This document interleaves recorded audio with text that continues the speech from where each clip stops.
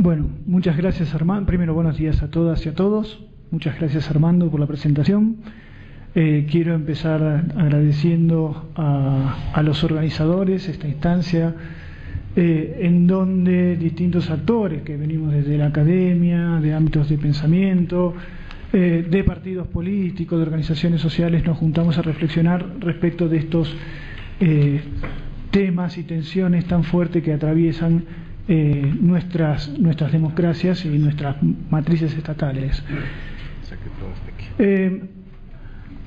Lo que yo quiero proponerles ahora es una lectura en torno a las políticas sociales en Latinoamérica, a partir de tratar de ver algunas tensiones que se fueron desarrollando en los últimos años al interior de nuestras matrices estatales y al interior de nuestras políticas públicas, respecto de cómo se fueron conformando de manera articulada o no nuestras políticas sociales.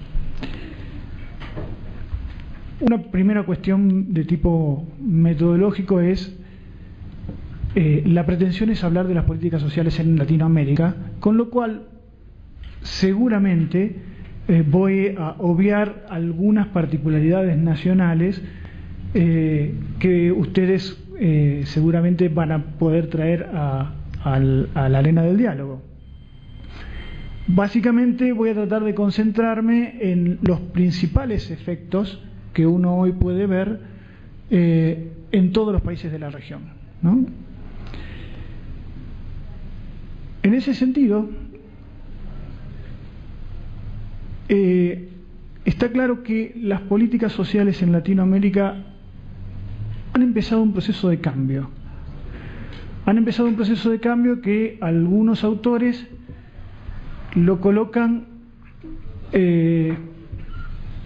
como comenzando hace 15 años atrás, con la irrupción de nuevos mecanismos operativos y de nuevas discusiones en torno a las políticas sociales que nosotros teníamos respecto de la década del 90. ¿Cuáles son los efectos visibles de esas políticas sociales, ¿no?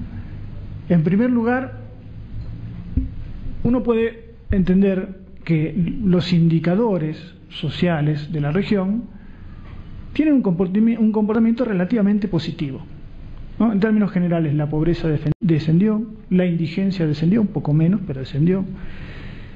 Indicadores sociales duros, tales como mortalidad infantil o desnutrición, también han descendido. Otros indicadores, tales como empleo, haciendo la consideración, digamos, ¿cierto?, de que el empleo formal se ha comportado bastante distinto respecto al empleo informal, han tenido comportamiento positivo, y otros indicadores como acceso a servicios, tanto de salud como de educación, también han tenido comportamientos positivos. Otros índices han tenido comportamientos, algunos positivos, como por ejemplo el índice para el desarrollo humano, y otros no han empeorado, no han mejorado, pero no han empeorado, ¿no? Como por ejemplo los índices de distribución de ingresos. Este fenómeno de reconfiguración de nuestras políticas sociales se enmarca en un contexto de profundo cambio de nuestras matrices estatales, ¿sí? Sería muy largo, y no es el objeto de esta ponencia, tratar de decir y ponderar cuáles han sido las principales dimensiones respecto de estos cambios en nuestras matrices. Básicamente yo me voy a quedar con tres, digamos, ¿cierto? El primero tiene que ver con una presencia del Estado como fuerte ordenador de mecanismos regulatorios al interior de las matrices estatales, incluso dentro de la economía, cosa que no sucedía antes, ¿no? Segundo, este proceso, digamos, ¿cierto?, de ampliación de la infraestructura social de los estados generalmente estuvo acompañado por cambios en los comportamientos fiscales de los estados. O sea, nuestros estados aprendieron algunas cosas a partir de afrontar las diferentes crisis a las cuales nos venimos enfrentando hace décadas. Aprendimos que teníamos que tener una buena relación en nuestra balanza de comercio. Aprendimos a que teníamos que tener una buena relación en nuestras cuentas fiscales, ¿no? Y en alguna medida eso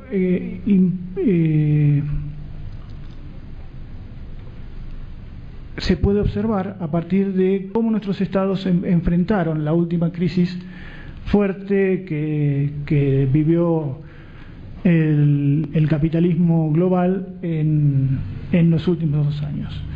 Y por último, digamos, ¿cierto?, el eje, digamos, ¿cierto?, de políticas políticas públicas mucho más activas que han tenido un fuerte acento en la construcción de ciudadanía, ¿no?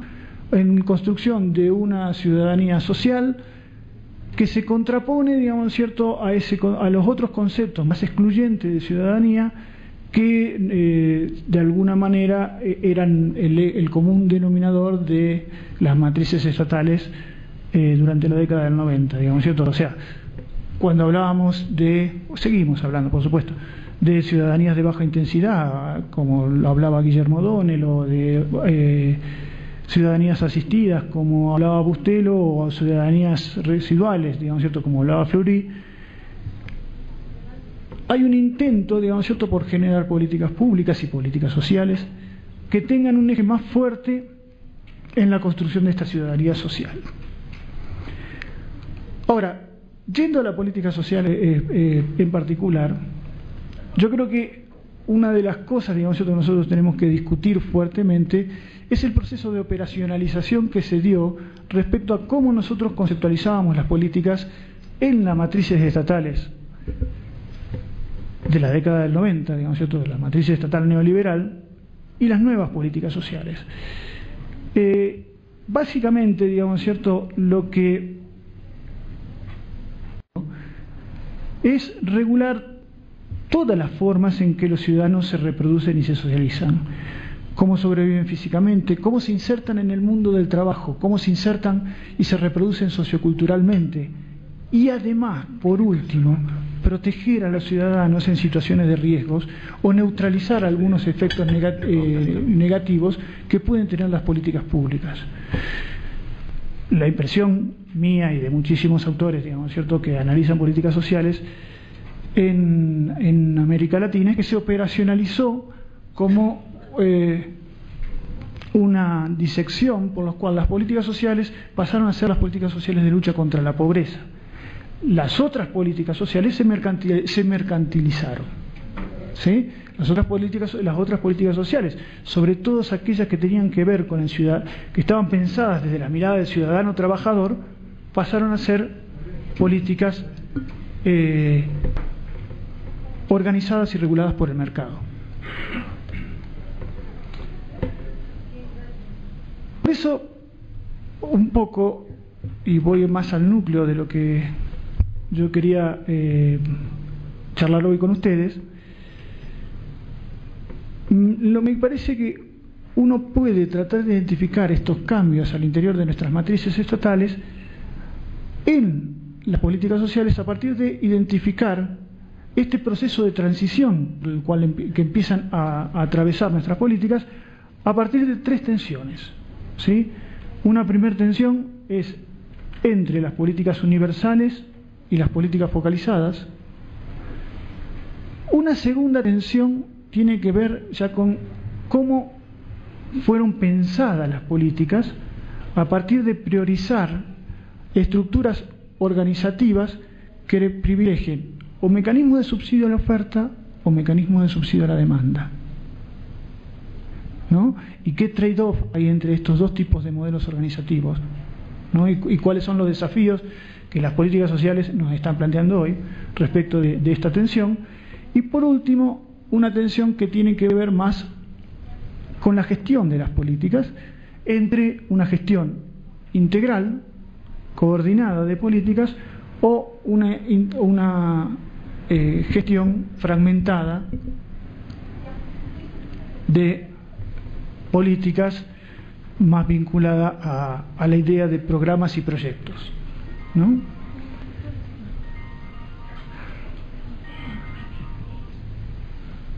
Nuevamente un poco la nota metodológica, digamos, cierto, que el proceso que no estoy haciendo acá un proceso de comparación en el sentido de que no estoy construyendo una matriz comparativa para tratar de analizar las políticas sociales. Lo que sí quiero hacer es buscar algunos efectos fuertes que se pueden ver dentro de las políticas sociales para tratar de entender cómo se está comportando esa política al interior de nuestras matrices. Es claro, porque ya lo han estudiado muchos autores, entre ellos Fernando Figueras, que no todas nuestras políticas sociales son iguales, digamos, ¿cierto? Que no todas nuestras políticas, nuestra forma de organizar las políticas sociales adentro de los estados sociales latinoamericanos no son iguales, ¿sí? Hay países que han tenido un universalismo más de tipo estratificado, digamos, ¿cierto?, en donde había un Estado relativamente más fuerte y coaliciones políticas mucho más fuertes sosteniendo el acceso social de los ciudadanos, ¿no?, a los bienes públicos, aunque estratificado respecto de cuestiones de ingreso, digamos, ¿cierto? Hay países, digamos, ¿cierto?, que Figueras denomina dualistas, digamos, ¿cierto?, en donde este proceso de estratificación, digamos, ¿cierto?, tendía a generar mecanismos de exclusión social, ¿no? Y hay, por último, países, digamos, ¿cierto?, en donde las políticas sociales son los estados sociales son fuertemente excluyentes, digamos, ¿cierto?, y sus políticas sociales tienden a generar beneficios para pocos, ¿no? Primera tensión, la tensión entre políticas sociales universales, políticas sociales focalizadas.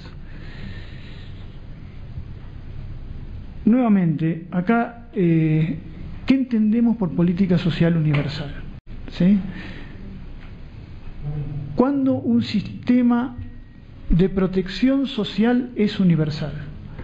Básicamente cuando se vinculan tres dimensiones fuertes. La primera dimensión tiene que ver con la política vinculada al trabajo, ¿no?, en donde las políticas sociales de alguna manera se transforman en la garantía que tienen, los trabajadores asalariados, ¿no?, de mantener determinadas condiciones de vidas ante irregularidades respecto del ciclo económico, desempleos, ¿no?, o ante problemas vinculados o riesgos vinculados con los ciclos de vida, digamos, ¿cierto?, muerte, enfermedades, vejez, etcétera, etcétera. Un segundo grupo de este sistema integral de políticas, de sistemas de protección universales, tiene que ver con el acceso a servicios universales, ¿sí?, en donde la educación, la atención de la salud, la infraestructura social básica son los principales mecanismos que tienen los estados sociales para generar bienes públicos. Y por último, ¿no?, estos mecanismos de transferencia de bienes y servicios a los actores más vulnerables de la sociedad. Latinoamérica, respecto de este proceso, enfrentó tres grandes momentos, ¿no? Un primer momento en donde que se produjo a principios del siglo pasado, digamos, ¿cierto?, en donde los estados latinoamericanos expandieron su mercado de trabajo, digamos, ¿cierto?, y buscaron generar mecanismos de homogenización socioculturales vinculados a la idea de Estado-Nación.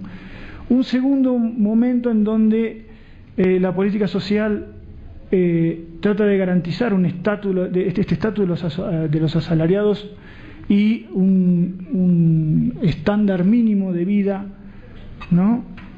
Y el último, el más fuerte, el más deconstructivo, ¿no?, el que vivimos a partir de mediados de la década del 80, en donde la política social fue la que gestionó los procesos de flexibilización y precarización del mercado formal, ¿no?, en donde se destruyeron los mecanismos de los seguros sociales, digamos, ¿cierto?, y todas las instituciones universales pasaron a conformar cuasimercados fuertemente estratificados por ingresos, ¿no? Y lo que la política social tenía que hacer era garantizar que los grupos, garantizar las posibilidades de acceso a esos cuasimercados a los grupos en riesgo,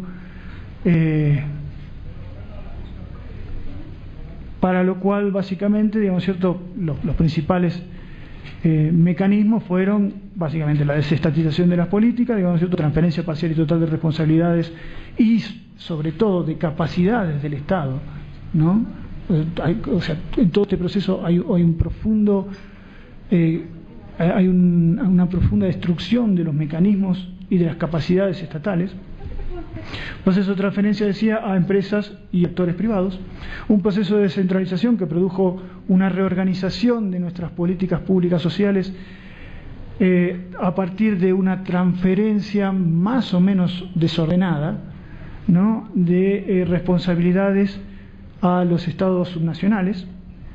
Y por último, digamos, ¿cierto?, todo el proceso fuerte de focalización, que fue lo que, como les decía, digamos, ¿cierto?, se operacionalizó como el único emergente de la política social, ¿no?, a partir de que las políticas se orientaron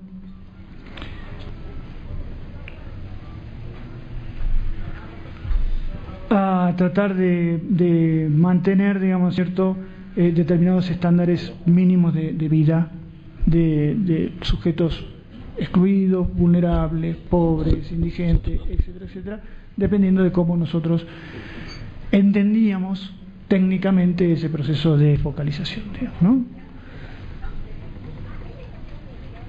Hace 15 años, ¿no?, básicamente a partir de la irrupción de algunos programas de transferencia condicionado, empiezan a haber una idea de que la política social tiene que cambiar. Y tiene que cambiar en base a la construcción de lo que muchos autores han llamado un universalismo básico. ¿Qué es esto? Tratar de generar mecanismos de protección social, pero a un nivel meso de nuestros estados nacionales, ¿sí? No un nivel ni muy macro, vinculado a programas y proyectos, ni a grandes directrices respecto de hacia dónde tendría que ir la política social. En este nivel meso de las decisiones empezaron a verse fuertes cambios respecto a tratar de promover coberturas universales o cuasi universales de prestaciones sociales esenciales con algunos estándares de calidad ofrecidos en base a criterios de ciudadanía un poco más amplio, ¿no? Ofrecidas en base a un criterio de ciudadanía operativa, de ciudadanía social. Eso llevó, ¿no?, fuertemente a que al interior de nuestras matrices comencemos a analizar la próxima tensión, ¿no? O sea, ¿qué tipo de modalidad operativa tenían nuestras políticas, sobre todo fuertemente basadas en programas y proyectos, ¿sí?, para tratar de dar este salto, ¿sí? Entonces, de alguna manera,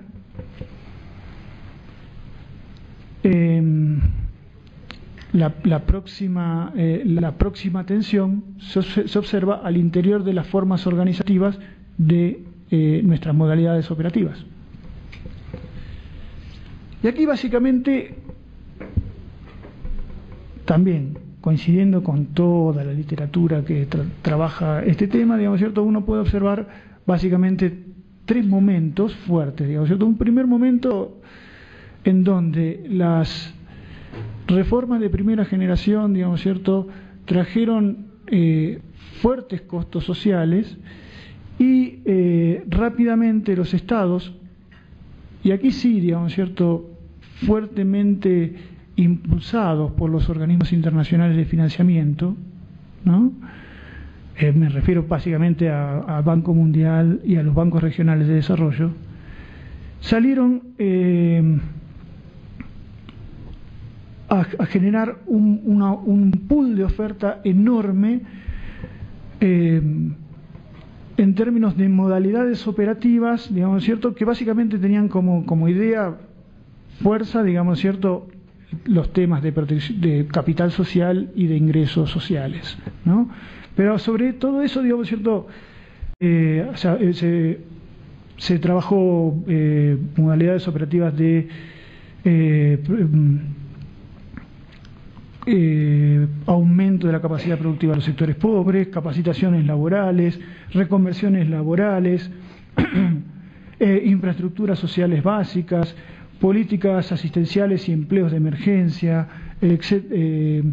programas vinculados a grupos etarios específicos, jóvenes, madres, jubilados, etcétera, etcétera, ¿no? Que en un segundo momento, también muy de la mano de la discusión de los organismos internacionales, estas modalidades operativas caóticas, esta especie de guerra de bombardeo de proyectos y programas sobre nuestras sociedades, comenzó a tener algún tipo de nuevo dispositivo, de nueva forma de organización, y esa forma de organización fueron los FIS, ¿sí? Fueron los fondos de inversión social, de los cuales Bolivia sabe mucho, porque creo que si no fue no fue el primero, pero creo que fue el segundo, pero fue uno de los principales en términos de escala que hubo, digamos, ¿cierto?, a nivel latinoamericano, ¿no? ¿Qué eran estos FIS? Bueno, estos FIS eran agencias de tipo gubernamentales de carácter semi-independientes, fuertemente vinculados a los ejecutivos, ¿no? Que tenían un esquema, digamos, cierto, de generar dispositivos administrativos más flexibles de transferencia de recursos a organizaciones sociales, ¿sí? Acá surge fuerte la idea de que el principal efector que uno puede encontrar para la producción de políticas sociales, ¿no es cierto?, no es un efector estatal, son las nuevas organizaciones, son las organizaciones sociales, en gran medida muchas, y esto lo digo como para iniciar la discusión también, digamos, ¿cierto?, nuevas organizaciones sociales que nacieron de la mano de estos financiamientos, ¿no? Ahora bien, no voy a abundar respecto de esta modalidad operativa que rápidamente, digamos, ¿cierto?, se tornó como una modalidad operativa estándar en todas nuestras matrices estatales. Quiero decir, todas nuestras matrices estatales en mayor o menor medida fueron copiando este tipo de modalidad operativa, ¿no? No solo en Latinoamérica, sino también en los países de Europa del Este, digamos, ¿cierto?, que también empezaban su proceso de transición a la democracia, pero que rápidamente fue mostrando buenos resultados, se fue expandiendo hacia áreas urbanas. En el medio hubo un cambio de gobierno, el cambio de gobierno lo volvió a bautizar, digamos, ¿cierto?, ya no como Progresa, sino como Programa Oportunidades. Y fue, si se quiere, la génesis de esta nueva modalidad operativa que nosotros tenemos, digamos, que son los programas de transferencia condicionada de ingreso. Rápidamente, digamos, ¿cierto?, que son los programas de transferencia condicionada de ingreso y por qué implican un cambio en las modalidades de operativas, en las concepciones y en las modalidades operativas. En primer lugar, los programas de transferencia condicionada de ingresos se plantean como programas de superación intergeneracional de la pobreza. Y aquí ya hay toda una definición respecto a el tipo de output, de resultado, de impacto que se quiere tener, ¿no? Estos programas están dirigidos, estos programas que son, a mi entender, grandes gigantes con pies de barro, parten de un supuesto muy fuerte, que es un chico educado y sano, tiene, probabilísticamente hablando, muchas más posibilidades de accesar al mercado formal de trabajo que un chico que no tiene esas condiciones, ¿sí? Por ende, el programa monta un mecanismo de incentivos fuertes por el cual al grupo familiar se le dan un ingreso que supuestamente sirve para suplir el ingreso que ese chico podría llegar a tener como resultado de su trabajo, ¿no? Y se le obliga al grupo familiar, básicamente a la madre, que el grupo familiar realice una serie de contraprestaciones en términos de salud y educación, o salud o educación, ¿no? Eso va a depender de las modalidades operativas de cada uno de nuestros países, digamos, ¿cierto? Y de la posibilidad de integrar los sistemas de educación y de salud a este tipo de programas.